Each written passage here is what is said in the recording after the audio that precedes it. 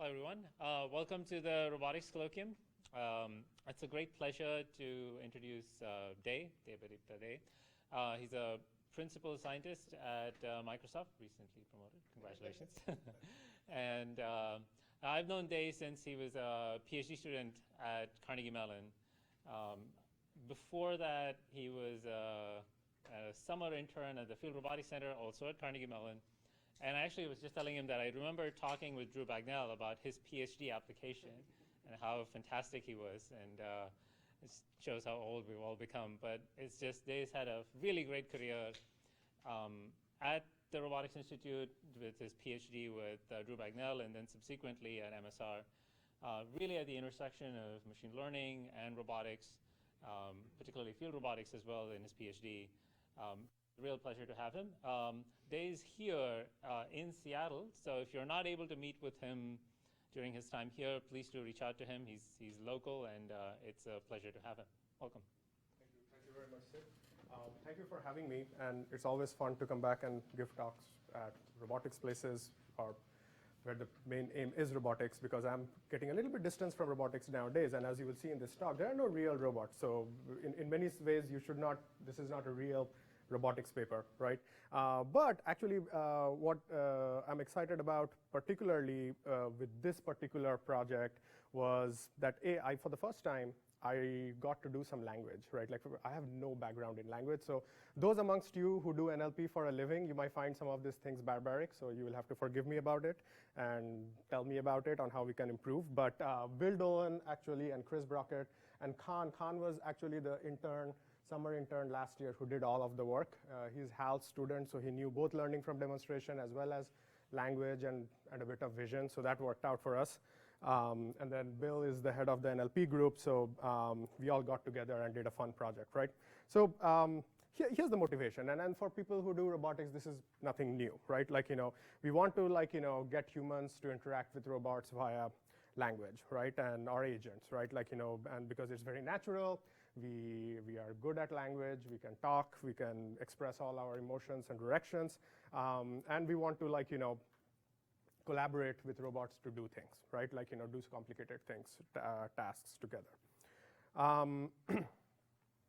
So what I was actually interested in when knowing nothing about language is like, hey, most of the time when we do imitation learning, and there was a lot of imitation learning in Drew's group when I was there, and I did some more work after that as well, is, hey, wouldn't it be nice if instead of providing explicit action labels, which is what is usually required in imitation learning, whether you do even simple behavior cloning, right, like which is just supervised learning, you need action labels for somewhere. Or if you even do, like, now becoming more and more important, imitation learning from observations only, you still, like, you are then in a much harder setting, right? Like, you have to infer the actions as latent variables or whatnot, or try to, like, learn from trajectories, right? So this becomes this, you have these two extremes, right? Like, either you have, like, action labels, which means the world has to be instrumented, and you get, like, and then you do imitation learning or inverse RL or whatever is your favorite way of doing LFD, or you are doing things from pure observations, which is which is one extreme. And from observation, it can be third person, first person, like, you take your pick. So, but language, what if you treat language as indirect intervention, right? Like, where I'm describing things to you, I'm not exactly giving you the action, neither am I giving you, like, just observations. But I get, it's not observation because it's not like you run the robot and you get, like, or your agent and you get to see observation traces, right? Like, you get to see or ask or solicit language, right? And then, but language has a lot of, like, rich structure. Can we infer signal from it and then do imitation learning from such, like, oracles which are not perfect, which are not giving you the exact action, but they're giving you something which is in between. And what is that in between? So for me, not being a language expert, that was interesting, right? So here's the setting, and also, like, when Khan came, it was a perfect synergy because at that time, more and more simulation environments had started just coming up, and they're still coming up, right? And there's this one simulation environment called Matterport 3D, which is a data set actually, where collected by this company, which is a real estate company. If you go on Zillow and Redfin, and if you look at, like, expensive homes, they nowadays will come up with this 3D reconstruction. where you can just like on your phone or iPad, just click on it and it will walk you through. And the 3D reconstruction, so the way they're created by many companies are coming out. Matterport is a major one. So they can go and they can scan using basically a registered RGB and camera rig and registered with a very rich ZF LiDAR, a room and recreate it, right? And then you get basically like a Unity or a Unreal game asset, which you can just place inside your favorite rendering engine like Unreal or Unity and AirSim, and you can do some stuff with it, right? The thing that makes this makes vision people very happy, right? Because oftentimes, even if you go to things like AirSim or Carla or whatnot, like game engines are becoming really good, even with ray tracing, but there's still like a gap, right? Like between what a real environment looks like and what you have like cooked up and rendered. And this is like it looks a bit yellowish. I don't know why, but so for example, that is a picture from that one of those environments, right? And it's nothing but the image of rendered from the right field of view. So it is real, right? And it is not made up like just like by placing assets in furniture environments. So this is nice. Is that like we are starting to have like and these data sets, and ever since then there's Facebook, I think, released something called Replica, and then there's even nicer data sets, bigger data sets coming out. There's another one called Gibson from Stanford, Silvio and Jitendra, which is they're reconstructing like entire big commercial buildings.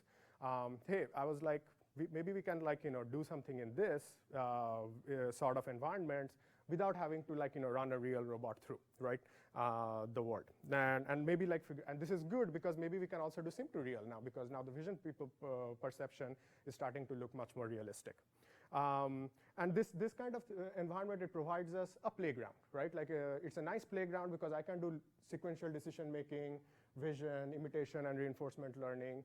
And if I were at a place like here, maybe I would try to even do sim to real transfer to a real robot. Okay, the problem setting that I'll talk about is there is an agent, and these characters, by the way, come from Khan's favorite characters. So if somebody recognizes them, let me know. I have no idea who they are. But there's a guy named Kabi, and he is directing the robot, who is this Pikachu character.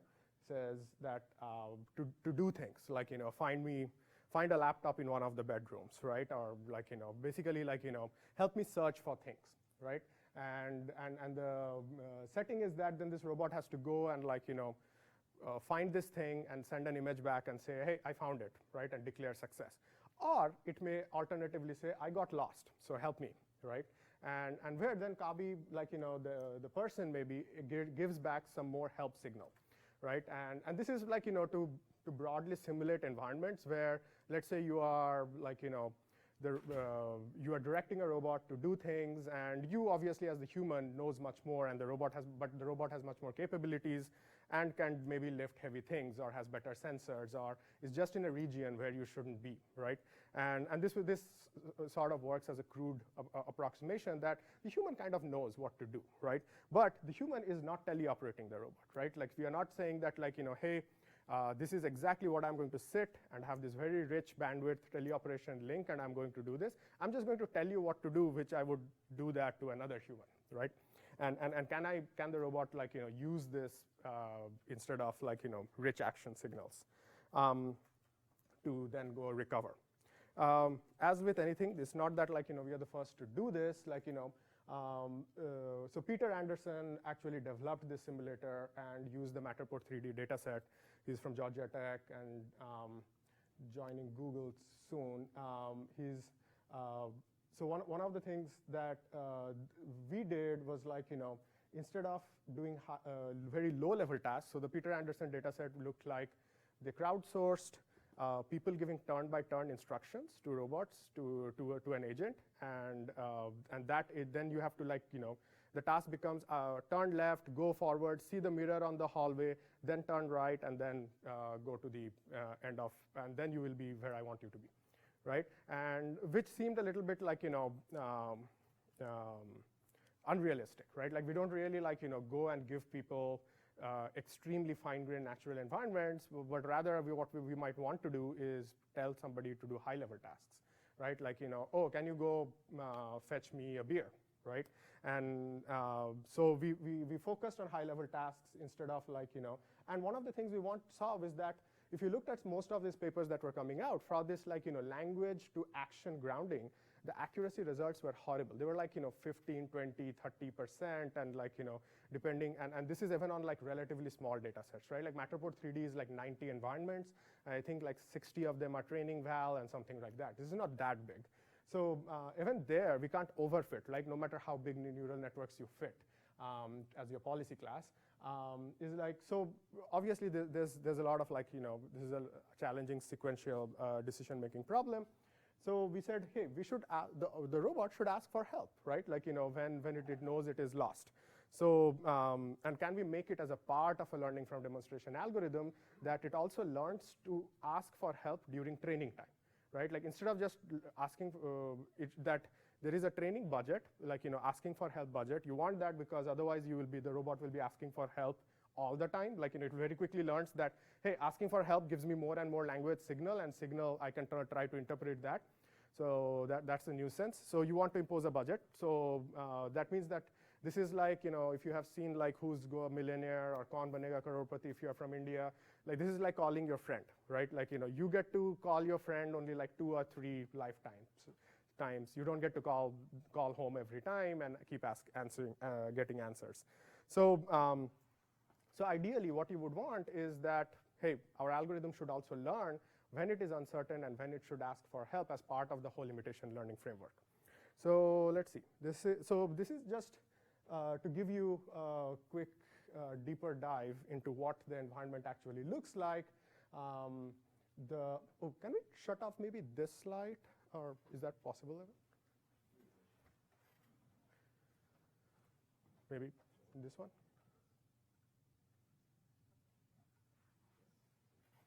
It's okay? Or does it make any difference at all? Yeah, it helps. Okay. So this is what, for example, like what the Matterport 3D environment looks like, right? So it basically has this, what is this graph is basically the navigation graph. You don't actually move in continuous space, so which is another like, ding for the environment is not realistic in that sense, that you basically, if you are, let's say, at this node, you get to pick like one of these actions, right? And there's also like an up-down action which you can stand in place and you can orient around and whatnot, right? And your job, you start from somewhere and you can only move along these rails. You don't get to go wherever you want to, right? And that's basically to keep the vision realism, because if you imagine how this data set was collected, at every one of these nodes, you have the actual like, full 3D photorealistic reconstruction. So if you move away from these nodes, they will have to interpolate and it will look weird, right? And because it's not possible, it's pretty cumbersome to build it up from every viewpoint, right? Hopefully this video will play. Oh, there you go. So this is actually what it looks like. And hey, this is pretty realistic. This looks like a picture because it is a picture, right? And and you are just moving around. And the agent, okay, in our setting, there is no map of the environment, right? So it has to learn.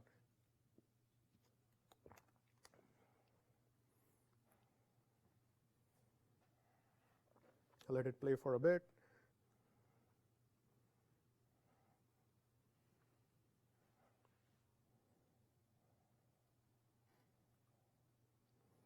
Okay, so our robot is that agent, and let's say, I know, right? Like, and it's not up to scale, like, well, and so the human issues a main goal asking the agent that, like, hey, find me an object X in a certain room, like, it could be kitchen, bedroom, whatever, right? And the agent executes it, and then it decides when it will ask for help. Hopefully it doesn't do that naively, because it will then use it up. And then, okay, what happens when it asks for help? What happens is the human gets to answer to help it recover, right? Like, what the human doesn't do is give it a new language instruction, which actually is turn by turn takes it all the way to the goal. but it actually, the human is, okay, again, the human is simulated here, by the way, is basically, it's, the human here is a full planner, which has access to the environment dynamics, the full underlying MDP. It gets to just like, see it, and then we translate that into language as what are the like next case steps it will need to, for the agent to get back on track. And it only, the agent only receives that, right? Like, which is go forward, turn left, and that's it, right? Like, so this is like, saying that, hey, I give you a hint, right? And then you have to use that to get back to, and hopefully you can use that to recover.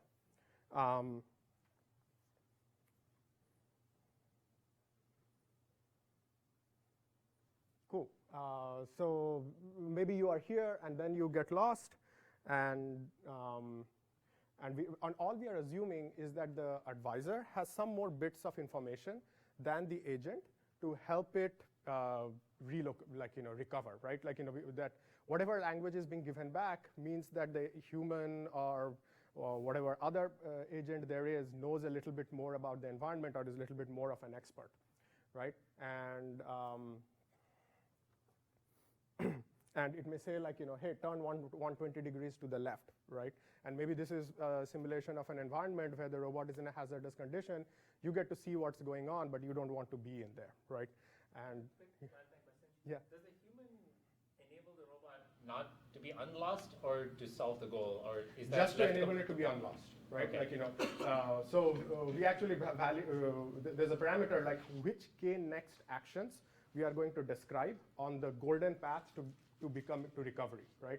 So let's say it's lost, which means it has deviated from the path it should be taking by like 10 meters or like, and so all the human will do is like, run a planner to compute the shortest path to the previous goal shortest path, and then describe that in language, right? Like describe the recovery in language, and that's all the agent gets to see, right? Like sorry, then there's no replanning that happens? Like, could there be a shorter path now that the agent has deviated? Actually, yeah, meaning we are, actually what you're saying is correct. So what we do is like from where the deviation is, we describe the shortest path, the case steps of the shortest path, of the new shortest path to goal. Actually, you're right. Yeah, which makes more sense. As I was saying it did make sense to me. So, yeah. So does the agent decide it's lost, or is it deviation from something that makes it? The agent decides if it's lost. And we will get into like, how it decides it's lost, and we put that as part of the training procedure. And lost means, and that is related to Sid's question, lost means I'm literally lost, I don't know where I am in the environment, or I can't find that laptop, I'm lost, I need help. It's mostly the first one, that like, I have very high uncertainty over what action to take next. And so I'm going to like, I'm going to just use my uncertainty or the entropy over my distribution of actions as a proxy for being lost, right? And because it doesn't have a map of the world. I mean, there are some cases where even if you're lost, taking any of these actions subsequently will lead to some funneling situation where you might get to your destination. like if all roads lead to Rome, yes, then it doesn't matter where you are. You'll just follow the road. You'll be in Rome. Yes, we do, but we okay. That is true, and if you have an environment like that, then your success. So we have various metrics, right? Like so one metric is like success rate, right? Like for success rate means you just reached within close to the goal, like, and I think there was a number is 2 meters within the object, your desired object, and that means you got it right. And you could imagine just doing random walk in a 2D floor space and eventually just stopping, like and that there is a metric there, right? But if all roads lead there and like there's a funnel situation and then you are just there, that number will be very high. But what you will lose out on is like the number of time steps it took you, right? Like there is a penalty on like just hanging out and wandering around, and so you will lose in the number of like steps, right? Path length it took you, right? Okay, so we know this. And then remember we have a budget. So if there is a budget, that means like if you have used up all your lifeline, there's nothing much more you can do, and you have to now, the robot has to go and do it on your own. Okay. And success is defined as if it is within 2 meters of the object. So let me show you a successful run. We'll get to all the algorithm bits in a second. So find a TV in one of the bedrooms, and it starts from somewhere, I don't know, somebody's personal home gym. It's very nice. And it doesn't go, and it immediately asks, and it says, go forward 4 steps, right? And the agent just receives that, and it also knows, like, the original request via language, and then it proceeds. And then it ends up in the hallway. It may decide to ask here. Okay, so it didn't need to ask here anymore. So that was, it goes, it sees the TV, and then it's done. So one slide about how you do all these things, and also the problem is not solved yet, so don't worry. I'm assuming you have some basic familiarity with imitation learning, but here's what happens in, like, traditional imitation learning, right? And here's the agent, you can think of the robot, which is in green, and that usually if you know algorithms like Dagger, aggravate, aggravated, etc., you will do things like, I'm going to ask the agent induces a state distribution by rolling out its own policy, and then it asks, like, depending upon the algorithm specifics, hey, Oracle, what would you have done here, right? And the Oracle is basically saying, I wouldn't do what you are doing, I would do this, right? And you take it as an extra example, you update your policy and move on, right? And this is how you do prevent covariate shift at very high level, right? And so if you are doing behavior cloning, then you are doing supervised learning, which means that you are not, by you meaning the robot is not inducing its own state distribution. The supervised learner is, you collect the data set, and that's the state distribution you are starting to work on, right? And if you do Dagger-style algorithms, you are flipping a coin over the states that are induced by running your policy, and then you are asking, hey, Oracle, what should I do, right? But here, the agent asks, deliberately, let's say, chooses to ask, and then the Oracle says, I'm going to do X, and you actually try to execute the Oracle, but the Oracle, remember, doesn't give you the action. You have to interpret what the Oracle says, execute that action, and then act again, right? So the Oracle, so the agent has to decide when the Oracle takes over control in a way. And even then, the control is not, remember, not full control, it's language-based control. So if you can think of it as, like, perfect intervention, that's why we call it like indirect intervention, for lack of a better name, is like, when you are driving the car yourself versus you are telling somebody what to do, right? So that's the thing. So one of the things. So just to understand the difference between the two, go to the previous slide for a second. So perfect intervention is that the expert is playing out the optimal action. And indirect intervention is what specifically, like mathematically? Is it that they receive, so they ask for help, they raise the flag, they ask for help, and they see some new bits of info, right? And what I'm saying as language is you get some more vectors, right? And is there a requirement on the relationship to the optimal action? The only thing we are doing here is we are saying that encoded within these vectors that come to you, there is the information required for you to get back on track, to fulfill your mission, up to certain horizon, right? That there is helpful information inside it, you have to learn how to decode it as part of your setting, right? So is that assuming that the information, which, like that helpful information, is perfect, though? You might not interpret that, but are you assuming that it's, like, in there?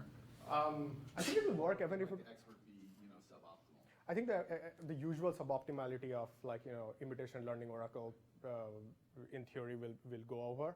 Can you just interpret, like, your interpretation of the expert's language as a suboptimal action if you don't interpret it? Exactly. I mean, this is exactly what will happen, right? Like, because we don't learn to decode these vectors exactly, right? Even in these constrained scenarios, language gets to be a bit freeform and whatnot.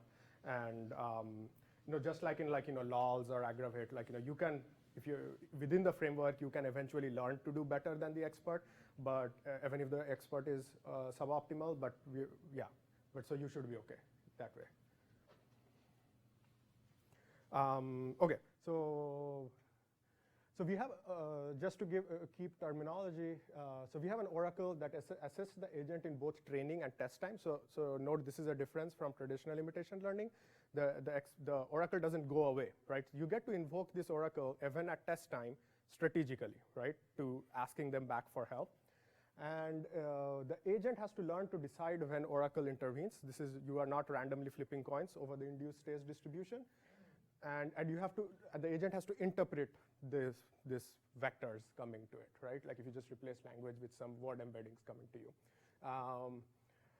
So you have perfect, so at training time, the way we train it, as you can imagine by now, like, if you have some familiarity with imitation learning algorithms, is that we learn to decide, like, at training time, we know what the perfect underlying perfect action is for the language help via language is given. And we learn to, like, that becomes an update, right? Like, when you see this thing, this is the sequence of actions that the oracle actually means, right? But remember, because it is language, you can't just run straight up dagger as the inner loop. So we have to do something special, and I'll tell you why, because we have semantic drift. Quick question. So can you view the oracle as just part of your policy? So it's like constrained somehow, and so you're just basically saying, I need to learn the parameters for when to execute this. Yeah, exactly, right? Like the oracle is like an action, which is costly. It's a very costly action. You have a budget on it. And in fact, when I was talking with Gilva and Sanjeevan, they were saying like, hey, why don't you just view this as like, instead of having a budget, which is always a little bit inelegant, minimize cost, right? Like, there's a very costly action, which gives you some nice bits of information. But then if you're minimizing cost, then you can write it as like, like a regular, like, planner over and do imitation over that, right? We just didn't get to that in this version. Yeah, totally. There's some related work like SafeDagger, Shiv, and then hierarchical imitation learning work. This is not exhaustive. These slides were made 6 months ago. This has become so much bigger. And let's look at, we have some time. So let's look at it, right? So we have so we have actually two kinds of oracles.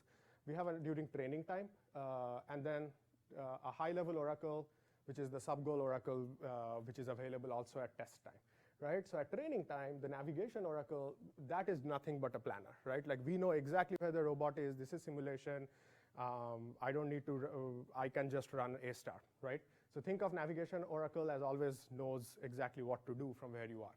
The asking oracle is the one which says, is the one oracle which says you should have asked here, right? Like, because remember, we want to train the agent to learn to ask questions as part of the training policy, right? Like, oh, you should have asked here. You were actually very uncertain, and you deviated. The fact that we know is deviated is something we have only during training time, because we know the shortest path and all of that only at training time, right? Like, because note at test time, all you have is vision coming in and this costly action you get to execute. So you need to learn how to execute this costly action, as Byron said, as part of your training procedure. Yeah, I have a quick clarification. Do you have access to ground truth on the asking oracle? Yes. That's why it's only available at training time. So Somebody tells you when to ask. Yes, exactly. Asking oracle basically tells you when to ask. And there are. It's like a hard problem, though. So yeah, so we have our heuristics for because we have ground truth, we can have some reasonable heuristics for when to ask. And I think these are the three heuristics, and some combination, weighted combination of these three heuristics must be satisfied for the asking oracle to say you should have asked here. One heuristic is, as you can imagine, is you deviated from the shortest path by some threshold distance. Or another heuristic is you are quite uncertain in your action distribution. You don't know what you are doing. The entropy is very high. Or you're just hovering around at a location, right? Like, that you're not making progress towards anything. So shouldn't like value or something like that be involved here? So, if you deviate from the original path, or from the optimal path, that might be really bad, or it could be not that bad, right? Depending on, it seems like the value of whatever state you end up in should play like a major role about when you should ask the oracle. There's not just uncertainty, it's like how much is that going to cost me for the future if I make like the wrong decision? If I make the wrong decision. So as a simple example, if you have the cost of go from the new state. Yeah. And if that cost to go Is lesser. Is lesser, Right. and there's actually no, then the deviation was. Oh, actually, you cannot be lesser, right? Because the By 1 degree. Yeah. Yeah. But like, what if it's like bounded, like Only slightly worse. slightly only worse. slightly worse. Yeah. So I guess that is not taken into account. Yeah, you're right. A problem. But I guess it's Yeah. like it's some proxy to that. It's I guess a proxy to maybe a that, proxy. but yeah, you're right, because that would make it more continuous, continuum, instead of having a threshold over the cost to go. Sorry, not over the cost to go, like when you have deviated enough. It also reminds me a little bit of like the difference between dagger and aggravate, right? So like here you're saying, okay, if I deviate some, I'm thinking about that as like a penalty, but really you don't care about that instantaneous deviation. You care about how that affects your overall. Everything is about cost to go, right? So if you deviate and it doesn't cost you much, then it's okay. Yeah, that's actually a good point, right? That's another, well, paper number 2. Okay, there you go. How does that relate to just not know? When you say find whatever laptop in a bedroom, and you don't have a map of the environment, so you might actually go off in a wrong direction, which could be totally fine given that you don't know where the bedrooms are, but your exploration strategy might actually be good. But it deviates, of course, a lot from the shortest language. path to the shortest bedroom. Yeah. So why? And you would encourage the agent in that case actually to ask for help, even though it's actually following a totally valid policy. I see. Yeah, actually, that brings up a very good point. One problem was, we want the agent to remain faithful to the semantics of the language, right? So when I say, oh, go forward, take a left, and then you will see a, right? So even if the value in terms of cost to go of whatever the agent decided to do was okay, hey, there were actually 2 paths. We had this you could take this and end there, but the user actually told you to, or the human told you to go left. And even if you ended up going here, this is bad from the semantic, you have a semantic drift, right? From what the language was described as. And we definitely wanted to enforce that, right? And that becomes, that becomes a tricky thing, right? Because we found, and you will see this in the algorithm when I lay out the full algorithm, is that we have this inner loop for this decoder is learned via supervised learning instead of being another dagger thing, because you're why shouldn't you learn the asking oracle via dagger-like approaches, right? Where you induce the distribution, because of, we found that we can't really do that with language, which was interesting, right? Because when it does something wrong, but it is okay in terms of values, but it is actually wrong in terms of the language, right? It may be okay to turn right and go, but that's not what that language means, right? And that always is something which will appear weird to the human, and whereas the robot is I have learned that whenever you tell me to go left and go forward, going right and forward is fine too, right? So I'm going to just pick one of that, right? Yeah, so that was the asking oracle description. So we have an asking budget. This was a hard constraint. We should relax it and get around to making it a minimized cost of that agent, of that action. Yeah. Then, okay, so here's the not that fun part. So it's okay, how is this as a neural network? This is not very surprising, right? Oh, we have this language model, which is an encoder and a decoder. It has some attention and memory, fun buzzwords. And the decoder here actually takes the language encoder's output, the previous state, previous action, and then the current state observations go in, and then comes out a navigation action. But there's the additional machinery which we need, which is that when should I ask forward to go or not?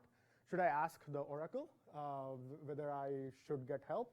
And so we compute the the uncertainty goes in, previous state also goes in as a feature, the language goes in, and then that's what we train via the asking oracle, that part via supervised learning in a subroutine, to say to train that part of the policy to, hey, you should ask for help now, right? And so here's what it looks like. I know it's a little bit of text, but the loop is very much everything is dagger. So agent receives observation, agent computes the distributions. This part is this line here is not the standard dagger thing, because you have to determine whether you ask next asking action. And then train only, at only training, you have this query asking, right? Like, should I ask for my new sub-goal, like, via language? And then I should recompute. And this is the part that is, during training, different because you are getting language instructions. And then, but everything else, like agent determines next navigation action. So this is just Dagger, right? Like you're inducing your own distribution over states. And then again, training only query the navigation oracle for optimal action. And then you update what you did versus what you should have done based on Dagger. So I'm not showing all the like random sampling. And then compute the training loss and then whatnot, right? Yeah. How do you train the observation collection? Like if you ask the navigation oracle during training, where should I go? It'll just give you the optimal path. So how do you teach the agent to look around and change angle of the camera, observe the environment before it moves? So the agent is all. So maybe I misunderstood. So the agent is inside the environment, and it always gets the video stream, like the image stream, if you rather, of its camera field of view, right? So that it's always getting. Yeah. I guess the question around asking for help. I had a similar question maybe, but yeah, maybe it's not the same. So one is so if you ask when you ask for help, I guess there's two responses. One is like look around and I can like look to the left, and then you can look to the left and like figure out where you are right now. yeah. The other is a set of actions that help you get back on track.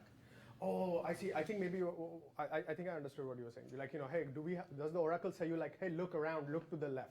Oh, that can be that is part of the language model, right? Like because the way the agent's motion model is, this is very simple motion model, right? Like if it's facing this way, if it wants to go this way, it has to turn and move, right? It has to move on that graph, right? So we just say, I just didn't show you any examples, but it gets encoded in language as turn to the left and then move forward 5 steps, right? So turning is just part of the language instructions.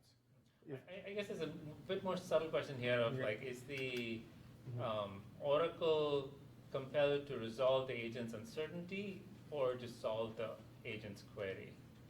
To solve the agent's query. But is let's say let's play it forward of like the agent moves forward 4 steps and it's still really lost. It's just moved forward 4 steps. What happens then? Then it'll if it has budget, then it and all those, because it has been trained on these conditions. I understand. Like it'll ask again, but like instead, if it could have looked left and seen the, I don't know, the couch, it so might have actually, known where it is. right now, working with an AI resident, like we have this to do exactly similar things, because one of the things we want to do is like build this into a HoloLens scenario where instead the human and the agent are both in a collaborative setting, which is a different setting from this, right? Where the human is just a novice. Like let's say I put on a HoloLens and enter the building, and there is something, a trained policy within the HoloLens running in the compute, which is showing me directions to go places. And let's say that agent is not perfect either, because I can't train it for every new building, but let's say it infers like from a data set like this common patterns between buildings. So if I say, where is the restroom, or where is the common area or whatnot, like the kitchenette, right? And it's trying to tell me, but it could be that both the human and the agent are both uncertain at the same time, or they may be, hopefully they are uncertain in different ways and in complementary ways. What you would want to do is at least get back to a situation where you are like doing information gathering, right? Like where I basically get to a state or a landmark where the moment I see that landmark, at least my localization uncertainty is completely gone, right? Because and those things could be even different, right? Like we are trying to figure out often what happens with all these like neural network trained policies, they tend to like fixate on things which is not what humans semantically would fixate on, right? Like maybe like there's a water fountain which becomes very important in the human mental map for us to like localize. Whereas they might be like, oh, that weird pattern there, that's the discriminating one to a neural network, right? And that's not something the human pays attention to or has no idea, right? So we are trying to figure out, like, do we have like different complementarities, like, and if they are both lost in different times, can each one guide the other, communicate then guide the other back to a state where they can like, collaborate on getting localization back, right? And because the human may be like, oh, I can take you back to this part because I know how to do that, right? And that's another, that's actually a very good question, right? Like, that we are not incentivizing right now the agent to do information gathering. We are just telling the agent via the Oracle, go solve this task, right? That was my question, yeah. Okay. The information gathering piece of whenever there's uncertainty and an explore-exploit trade-off, it sounds like we're just entirely incentivizing exploit. You know, and there's no like, help, I'm lost, well, look around, what room are you in? Like, Yeah. You could do that, right? You could say, go execute your slant. Exactly, yeah, and that's a very good point. And often there is this trend now that we must ignore SLAM and do everything in this just image stream coming to a thing, because SLAM would actually do that, right? And yeah, no, absolutely. That's a good point. I might use that in the ensuing work. So let's see. So. Okay, we modified Dagger imitation learning to take advantage of these kind of things. Here's the obvious, things you might ask, you may say are the obvious baselines. What happens if you don't get to ask? This is an unfair baseline because the oracles which get to ask receive a lot more knowledge. Ask first, let's say, because we are teaching the oracle to strategically ask for help, the agent to strategically ask for help, is our strategy that we are teaching it actually good? So some random things maybe ask randomly, use your budget randomly, right? Like as at every time step, flip a coin, if you have budget, ask and whatnot, right? Ask first, what happens if you just ask first? Ask last usually doesn't work because you don't know where last is because it will run out of time very quickly. And learn to ask is what we are doing. Oracle ask is, that's like an upper bound where everything remains the same except you ask knowing the ground truth. Like only for asking you know the ground truth, and everything else remains the same. You don't get to is just imitation learning. And also we did this other ones where we experimented with what instead of giving actions, you had a baseline where the oracle could just say, this is the set of actions, right? Like, action ID number 1, 3, and 6, right? Instead of describing it via language, which would be just like, you are running regular imitation learning, no language involved. Yeah, and the asking module is trained by supervised learning because we couldn't figure out how do we do interventions when you have language and hence you are getting semantic drift, right? Because it's okay maybe for the agent in terms of going to the goal, in navigation, but it's not okay in terms of it's not adhering to the language, right? So that part is, that's still an open problem. So let me play this fun video of the longest walk in an unseen environment. And it decided immediately to ask. So turn left, go forward 3 steps. And these are cool environments. They're actually pretty realistic, and I would love for somebody to create like thousands of them. Matterport 3D does have that, right? So they are a real estate company, so it would be good if somebody could incentivize them to release 1,000 of these.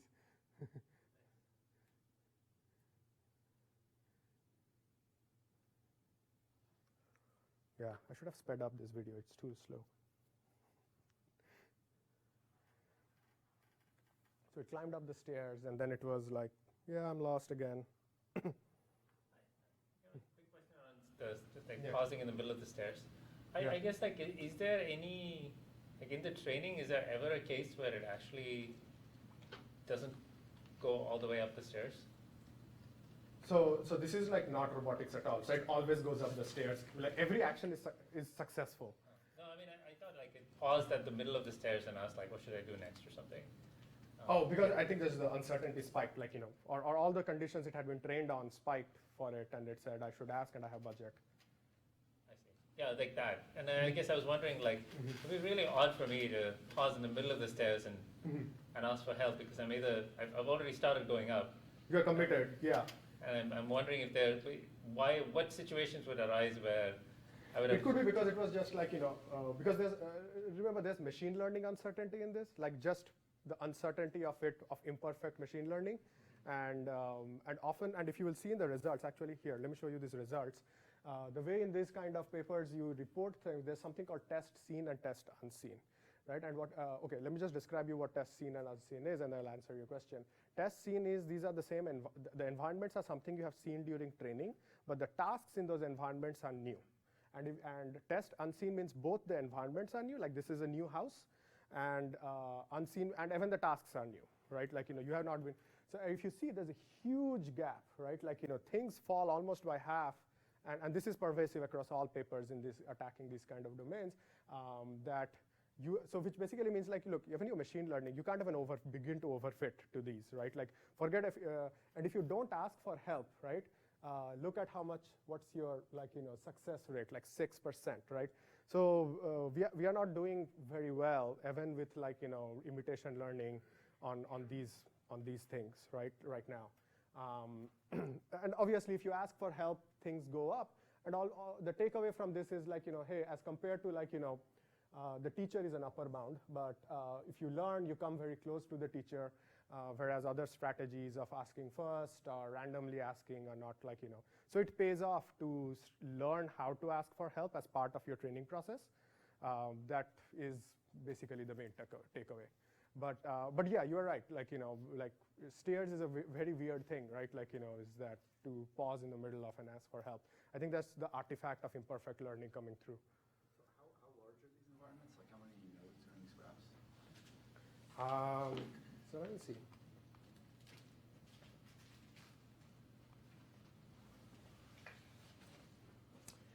So this is actually quite representative, right? So these are like, the way I would describe it is like, if you go to, these are like $1.5 million homes, like 3,500 square feet in Bellevue, right? If that paints any picture, right? Like we consider this like, as like. What matters like how much you sample it, right? So like yeah. How many nodes are, so the reason I'm asking is because like if you sort of abstract away all of the images and all that kind of stuff, you're talking about an MVP which doesn't seem that big. Right. Yeah. Or is that not true? I mean, so I'm also just wondering, can you just do like straight up RL on this thing? People actually have done RL on this thing, right? Like, I just, given that I have all these oracles, I never saw why I should do RL. Nick, would you say you have is there a? Well, I mean, so the language interpretation is, you're asking for help and you do some sort of language interpretation and then that gives you an action which is basically sort of like an action from a suboptimal oracle, which might help you sometimes. But like all the dagger stuff, and well, I don't know. I'm just trying to get like a handle on sort of the size of the problem, how much imitation learning helps over like reinforcement learning, That's whether actually or not I can do like some sort of yeah. Yeah. I thought like your question would be how much imitation learning helps over RL, right? Imitation learning can. Sure isn't.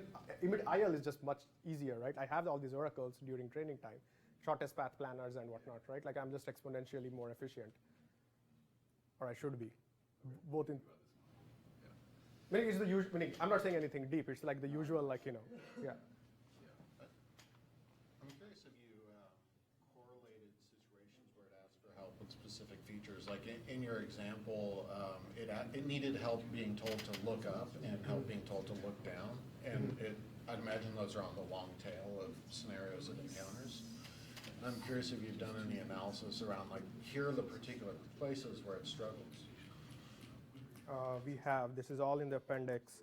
I don't think I have all the plots, but I have some of the plots. So this is basically like when it decides to ask for help as a percentage of like the time step. Like we just normalize the length of the trajectories. It usually like, it finds that it's like asking towards the beginning, but not all the time. Like you can't just ask first and gut away because otherwise asking first would be a competitive baseline, which it is not. So what was your question again? Let me see if I have the exact plot. I was curious if you've done analysis around scenarios where it asks for help. So like, kind of a plot like this with like, here are the objects I'm looking at, here's the situation I think I'm in. Now I need to ask for help because I don't know how to handle this. We are doing that now, right? Like as part of this other thing where we are trying to understand like, where are like, these machine learned policies failing usually, in spite of like no matter what training technique you use it. And are they like, basically because of artifacts, like, oh, they're long tail of objects, you don't see them very often, and or is it because of like, the human maybe have a different semantic map, and maybe can we leverage that, right? Yeah. So we do know that, like, that these are most successful regions. This is not exactly the answer to your question, but if you think of rooms as bigger objects or like, encapsulating objects, then least successful objects are these. But that could be just because of the distribution that, hey, we like, if you just sample like, pair of objects, most objects tend to fall in the game room or the living room or the dining room. Garage, less so, like, maybe, or the foyer usually doesn't have many things, right? Like other than your coat rack or unless, and yeah. But living room actually had many small objects, which we think has lots of small objects on which not a lot of training data exists. So that's what creates probably that bias. But we definitely see these trends, right? Which could just be a distribution of how objects are laid out in people's homes, right? Yeah. Test for a given task, it executes the task and it asks for help along the way, and then try it again now that it's asked for help. Does it learn to do the task without asking for help from that? I don't think we have done that particular experiment. It should, in theory, because like, improve because, well, not like just from asking maybe once or twice, but it should get lower over time, right? But there's always a budget. So one of the things it does learn is that, hey, I should also use my budget, right? Which is where I also think like, minimizing cost would be a good thing. So it'll always be like, hey, it doesn't hurt me if I want to maximize my success rate. Given I have budget, like, if you are in like round 15, hey, just call your friend, right? Like, even because you haven't used your budget, just be sure. Don't lose the $2 million, right, in prize money. So that kind of effect starts to happen. But yeah, it should get fixed if you minimize cost only. Cool. Well, we have the data set and everything and code and out there. All the data statistics are there. Yeah, I think if there's any more questions. So how often do you get bad advice from the expert? Like let's say you don't interpret the natural language properly. Yeah. Does that ever happen, or no? Well, the expert is also programmatic here, right? Like, because the expert, we are just simulating the expert by, unless we have a bug in our code, the expert is correct. I was also just thinking of a scenario, you're talking about like, near the end, you might as well kind of call the expert, but if you have trouble interpreting what the expert's saying, maybe you don't do that action, right? And Yeah. especially if you're pretty certain about what you should do next, you might call the expert, but then it's like, okay, this doesn't maybe seem right. I'm going to ignore that. But if you're very certain and none of these others, like, the conditions for asking the expert are not being triggered and you're far from that, then it shouldn't be asking for help, right? Yeah, But if, for example, it finds that during, like, I guess by the definition, during training, if it finds that, hey, asking for help gives me things and bits, and hey, as long as I keep doing regular updates, I learn how to extract some out of those bits, useful information, I think it will always try to ask, right? I like introspection. I feel like I maybe ask for help or opinions like a lot of times, and then I ignore the response. Yeah. Which might hurt me, but like also maybe sometimes that's a good thing. So I don't know. It might be interesting to think about like if the expert really is suboptimal, maybe trying to reason about when you should use that advice and when you shouldn't. Yeah, Chingan wrote a paper with Alec and Andre about doing curriculum learning with the experts, and where you throw the expert in as a mix. So that would be interesting if you get like real world data, like, because right now, again, like, our expert is always accurate, is where we inject bad data, like, from crowdsourcing, where like, 50% of the data will just be weird, right? Like, and can you like figure out how to like not follow expert advice, right? That's quite interesting. Okay. What's the sensitivity of uncertainty to the task at hand? Where like if you're training on the same location multiple times and you have multiple tasks, do you find the agent is encountering uncertainty in the same like nodes, or is it distributed depending on the task? I think it's distributed according to the task, although I don't think we have, like, that's just my gut feeling. I don't have exact numbers for that, right? I think because one of the things, this is actually nice about SLAM, is like, hey, we get to decouple.